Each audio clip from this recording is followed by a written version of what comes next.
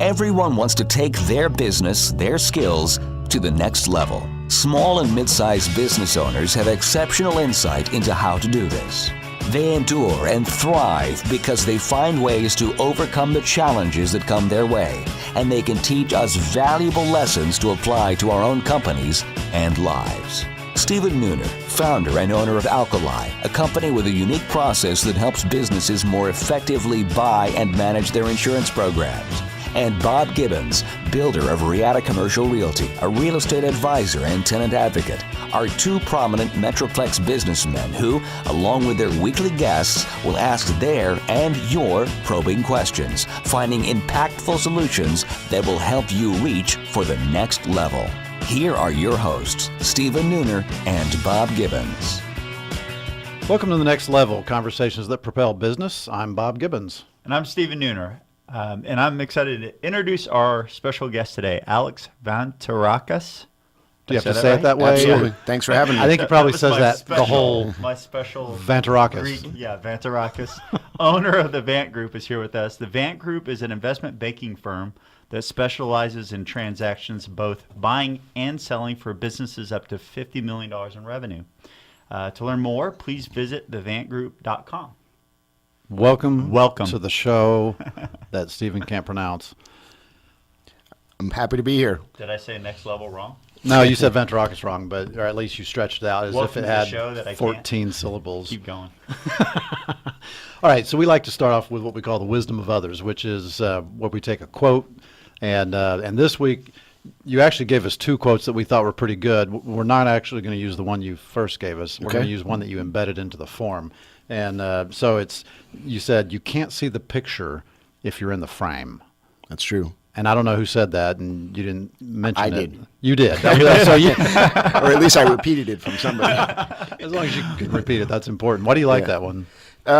Because, the older we get and the longer that we get into business, we realize everything's not black and white, and you're distracted by so many different factors going on that, if you're standing right in front of something, sometimes you don't see it. Or if you go to work every day and, you don't realize how much of an impact you're making until you take a step back and you realize, wow, us small business owners, we make a difference in the world. And it kind of translates to anything, relationships, right? Friendships. You don't realize how good your marriage is until maybe you go away for a weekend and you think about, or maybe for some people that might be a good thing. For me, I love my wife. So Or you talk to a friend.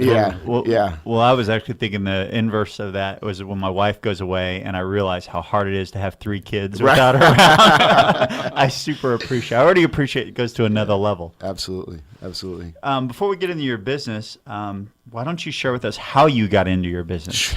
Absolutely. So I am a serial entrepreneur. From when I was 40 years old, my parents owned a little grocery store, and I was stacking bottles.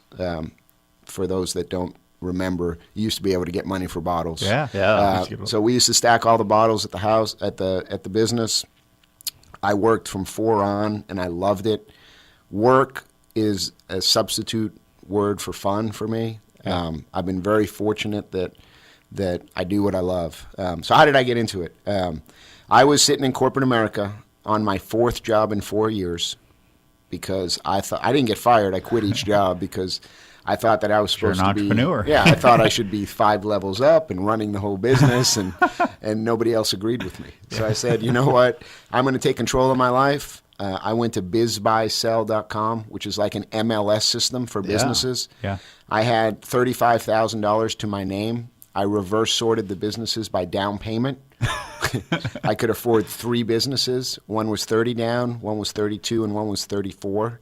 I didn't pick the 34 because that would only leave me $1,000.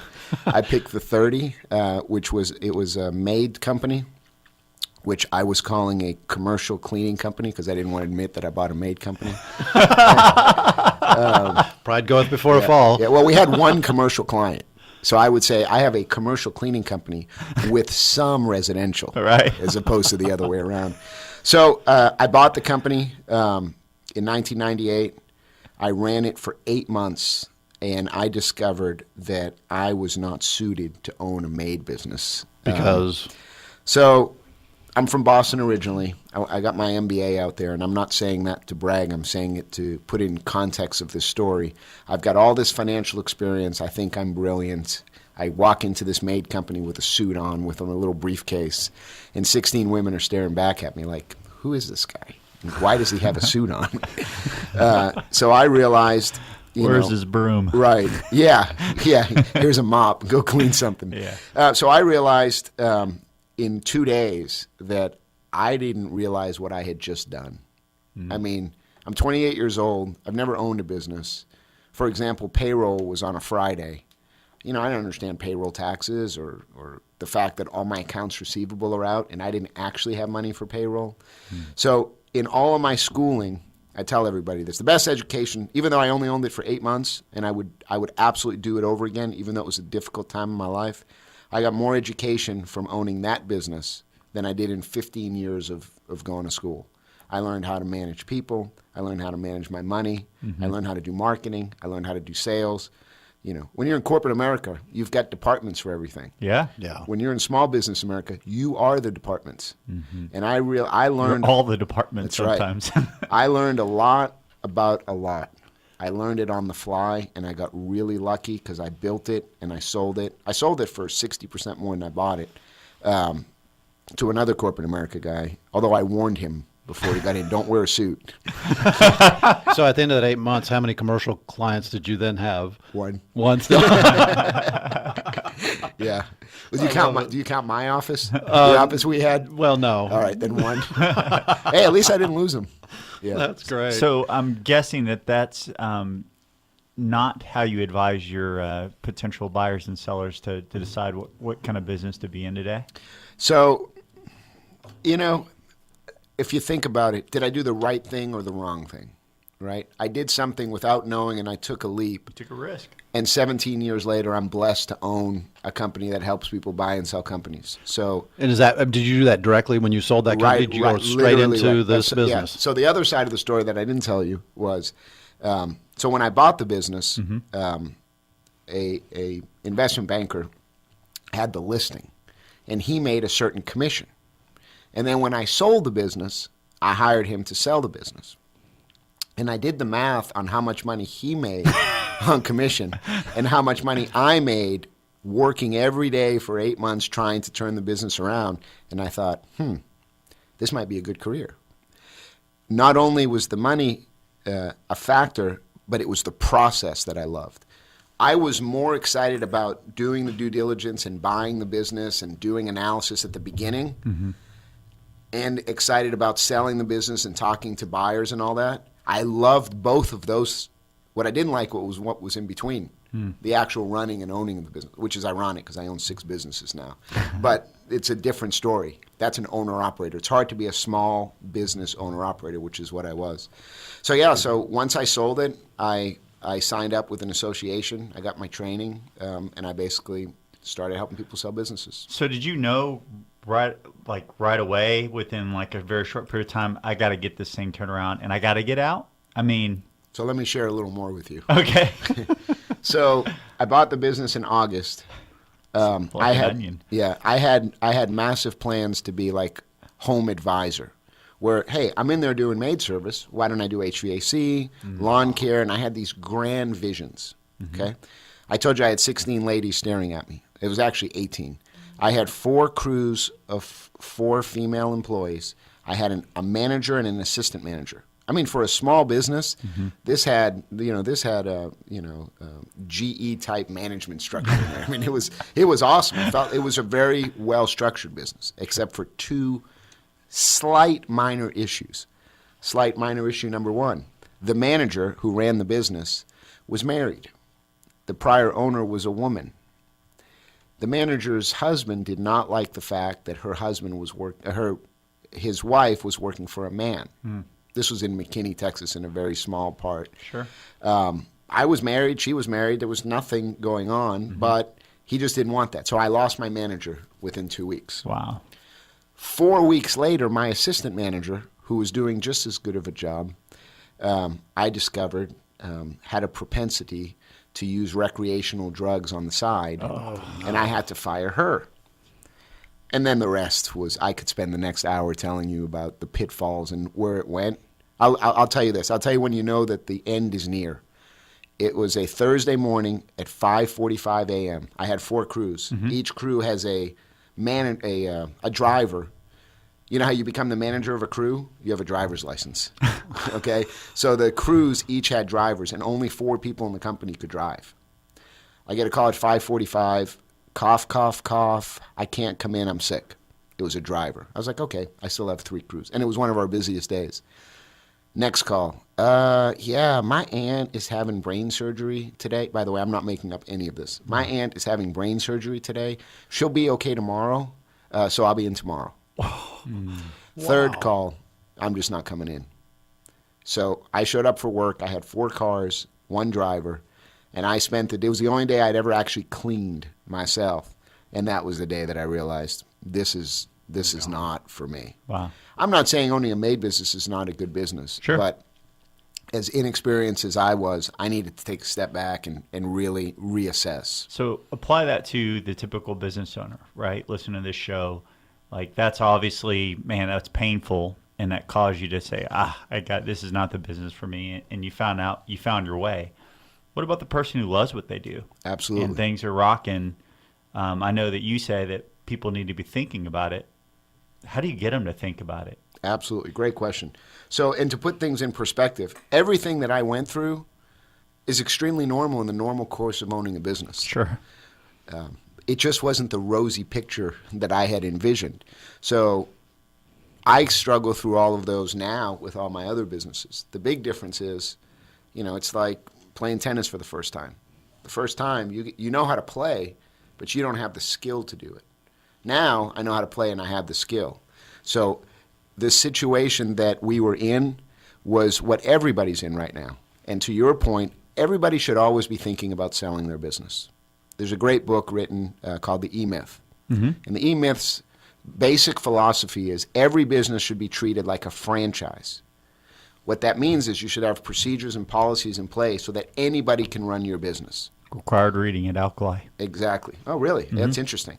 So to your point, what should business owners be thinking about? They should be thinking about having their business set up in a way where anybody can walk in and take over that business. Now, we all know there are certain things that only a business owner knows that's in his head. Okay? And that's usually what the transition time is. When you sell your business, you'll be able to talk with the owner.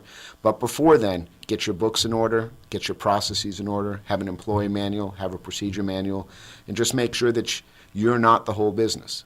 I ask everybody one question when they're ready to sell to determine if it's a good business or not. When was the last time you took a vacation? And if the answer is, huh? Or what? Or what does that mean? You don't have a good business set up. The right answer is, I took a 2-week vacation and my staff handled everything and sales went up 10%. What's the greatest trigger, though, for someone that's having fun, though, doing their business, right? Like, I'm an example. I can't imagine selling. I do E-Myth because we're a process-driven company. I want people to respect, and we want to have consistent results. I have a hard time wrapping my brain around even thinking about an exit because I love what I do. Right, absolutely. So how do you get people to think in that way, or what triggers cause people to start considering? And you got 10 seconds. Okay. Always run your business as if you're selling it tomorrow, and the rest of the pieces will fall through. Because if you do what you're supposed to be doing to get your business ready for sale, you are also improving the quality of your business at the same time. All right, when we come back, let's assume you've just become a Christian. How does that change the way you do business? Stick around. And now, Confessions of a Recovering Landlord. This is Bob Gibbons with Riata Commercial Realty, and I am your recovering landlord. After 20 years as a landlord, I now use that experience only for the benefit of companies that lease or buy office buildings and warehouses. Today's confession: knowledge is power. We all negotiate from a position of power and strength, or at least we want to. In any negotiation, the party with the most knowledge probably has the upper hand.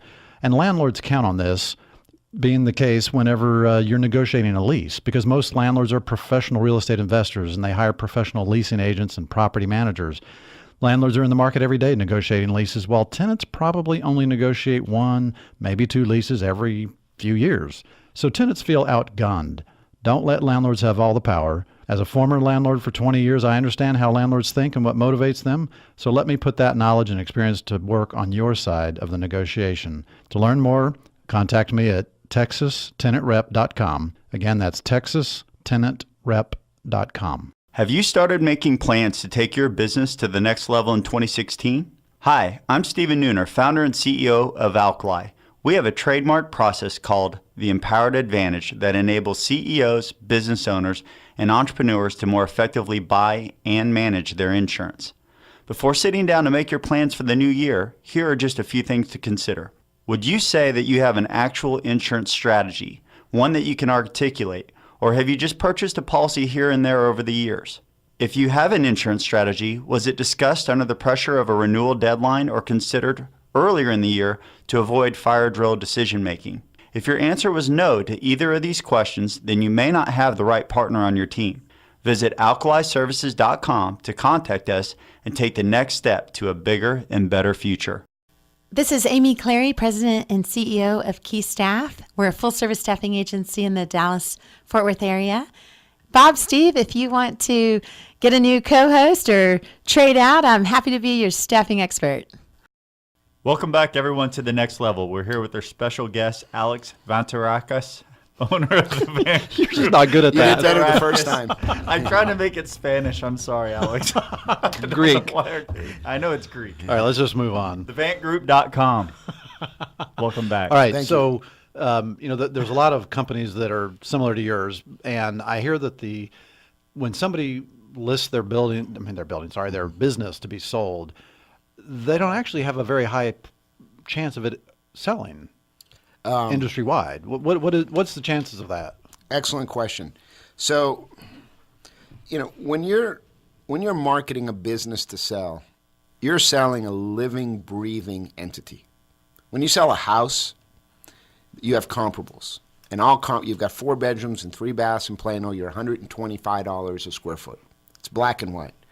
When you own a business, no two businesses are alike. Even if they're in the exact same industry, no two businesses are alike. You might have one business that has all of its procedures in place and a management team and a good balance sheet, and it has $10 million in revenue. You have another business that has $10 million in revenue and doesn't have all of those. Well, to the average seller, they say, well, our businesses are the same. So to your point about the chances of businesses selling, it's all about setting expectations of sellers. Okay? The reason why businesses don't sell are twofold. First, sellers are unrealistic about what they have for sale. They believe, like we all do that own businesses, that their baby is the prettiest baby that you've ever seen. And what they don't know is, its diapers are full and it stinks. The second reason why businesses don't sell is because of the intangibles. I'll give you an example. If you have a business that does $10 million in revenue and makes $1 million in profit a year, most people would say that's a great business. I'd be interested in buying that. But if you find out that company has one customer, well, all of a sudden, the whole deal has changed. Mm-hmm. Okay, and it'll take too long to get into the specifics, but a sale price is one factor, and that's what business owners focus on. There are so many other factors that they should focus on that make or break deals that will have a difference between being successful and not successful. I'd say probably about half the businesses that try to sell ever wind up selling. Wow, that's not that high. But keep in mind, of that 50%, you have a lot of businesses that people sell for 2 reasons. One is they want to cash out because they've done very well. The other is they're doing horribly, and they want to cash out before they close the doors. So the 50% includes the people that are struggling as well as the people that are making money. If you were to count what's the percentage of businesses that sell that should be on the market, it's probably 60 plus, 60, 65%. And how does that compare to what the Vant Group does? Excellent question. So total setup. Of course. Don't think I don't appreciate it. So the average in Dallas is about 38 to 40% of businesses that sell. Ours is 80. I would love to sit here and tell you that we're twice as good as everybody else. But the reality is we're very cognizant to doing the right type of due diligence at the beginning. Mm-hmm. So you turn away deals. So we turn away roughly, my staff hates when I say this, roughly 90% of the deals that we see. Because if they don't fit, I've been doing this for 17 years. Fortunately, I'm blessed to know my industry well, and I can look at a business and talk to a business owner, and in an hour, after looking at his financials, I'll be able to get a rough opinion of value, and I'll be able to tell if that person's going to be a seller or not. Most people hear things about value. Well, my CPA said this. My neighbor said this. My friend who just sold his business said this. And they have all these expectations in their head that, you know, we don't make any friends during our first initial meetings, but the people that work with us are friends of the firm for life because we're very transparent. And we tell people, if I say your business is worth $2.6 million, we sell our deals roughly for 97% of ask price. So if they say, well, no, I think it's worth $4 million, I'm not going to engage that client because I know that the chances of sale are minimal. And it takes a lot of time and money to sell a business, and there's no reason to waste anybody's time or money. So that's why our success rate's a little bit higher. Is that because of your experience or because of the type of valuations you do on the front end? I mean, Great 'cause question. why is your opinion of, hey, my business is worth 2.6 versus 4 more important than my CPA's? Right. So, you know, in every industry, you have people that are better than others at their profession. Sure. Okay? And it's not that other firms don't realize what the value should be. It's that they have a different approach. Our approach is limited volume, extremely high success rate. Their approach is extremely high volume, very low success rate. I don't want to work like that. If I have 10 clients, I want 9 of them to be happy. You can't have all 10. It's impossible. Those other firms, if 4 of them are happy, they've made a good year. So it's just a different philosophy. So tell us about some of the risks in the business or in the industry as a whole. What do you see facing the industry that's a risk? So my industry is tied directly to 3 factors. Interest rates.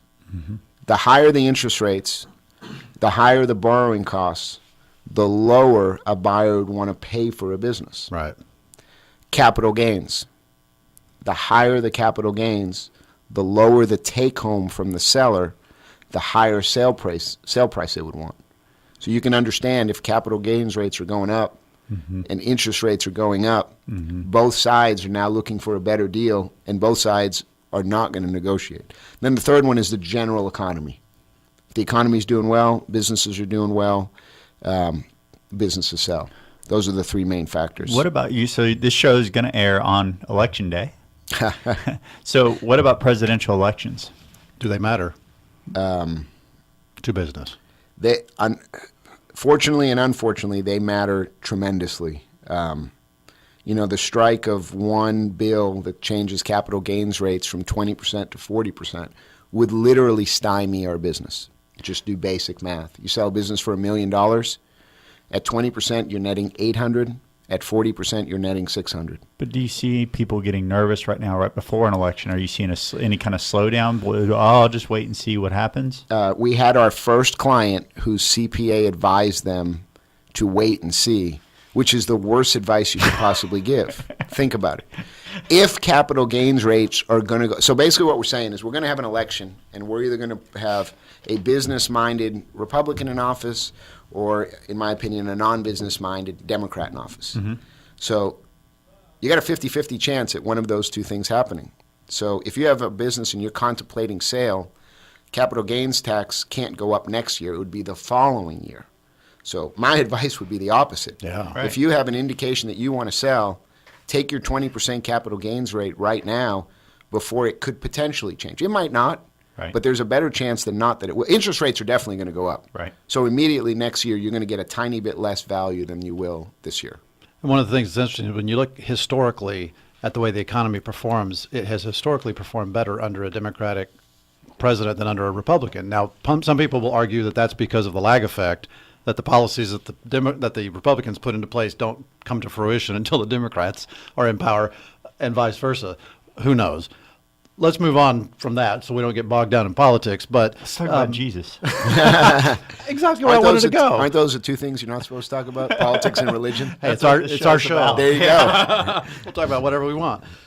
So what's one of the highs in the last couple of years? I understand you had some sort of Yep. change. So, you know, the older you get, and I'm only 46, but the 40s, you start, everybody says midlife crisis, you start looking at your life, and you really do. And you start thinking about what's important in life, and I've been blessed. I have enough money that I don't have to worry about finances, but that doesn't make me happy. I mean, a couple years ago, I had all the money in the world, and I was very unhappy. And I was searching to be happy, just like everybody else. Everybody just wants to be happy, right? You just want to live a good life and be happy and be a good person. And I was fortunate to go on a mission trip to Mexico, to Chiapas, Mexico. We were building churches. And I went into a church, and the gentleman that was leading the mission trip went up, and he said what we've all heard a million times if you've ever gone to church, which is, we're going to reach out now, and if anybody wanted to open their hearts up to God and accept them into your life and accept you. Same thing I've heard a million times. Sure. But this was at an orphanage, by the way. Sorry, it wasn't at a church. It was in their church in the orphanage. Being surrounded by these orphans and feeling the love, and I just felt something. And on that day, October 11, 2014, I was saved, and it's totally changed how I run my business. I already had values in my business that I wanted to follow, but I've supersized those to Christian values. We donate 10% of all of our earnings. We help people whether we get paid or not on a lot of efforts that we do. We volunteer at least once a month. We're basically making it a purpose-based company, and I am fortunate that everybody at my firm feels that way. And I know you cannot implement religion into any business. I haven't had to. My staff has wanted and embraced this, and we're very selective about who we hire. But if you're a Christian, based on what you just said, but if you're a Christian, can you operate your business separate from those values? I will not operate my business separate from those values, even if it costs me money, because we're only here for 100 years. Then we've got an eternity somewhere else. I'm not worried about the time I have here. I'm going to do what I think is right, always. And you guys know how it is. If you just treat people fairly, whether it's spiritually based or not, if you just treat people fairly and do the right thing, the non-believers will say karma will come back to you. The believers will say Jesus is watching your back. Whichever one it is, if you don't believe, no problem. Either way, you're going to make out. And that's kind of how we decided to run our business. I love that. So what's next?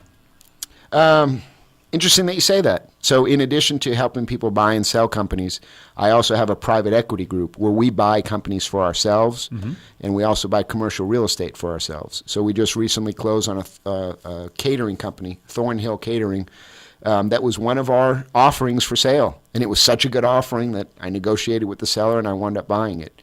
So what's next is just helping out as many people as we can, trying to buy some more businesses for ourselves, and just living in the way that we should. Well, Alex, thanks so much for being our guest today. We Thank really you. appreciate it. If y'all would like to learn more about Alex's company, please go to thevantgroup.com. If you want to know more about the show, go to nextlevelshow.com.